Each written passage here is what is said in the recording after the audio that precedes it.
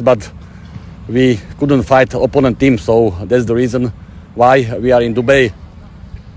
We try to find good space where we can train, where we can have matches, and all on the one place. So it is very important to have training process and match process in one place. You don't travel from the place to place. So Dubai is optimal decision for us, and of course, the weather here is something what we can help, something what can help us in the game against Malaysia and in the game against team during the Asia Cup.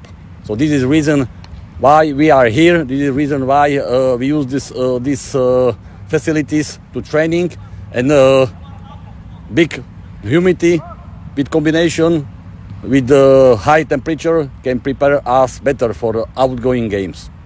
Birge Alga, Kyrgyzstan.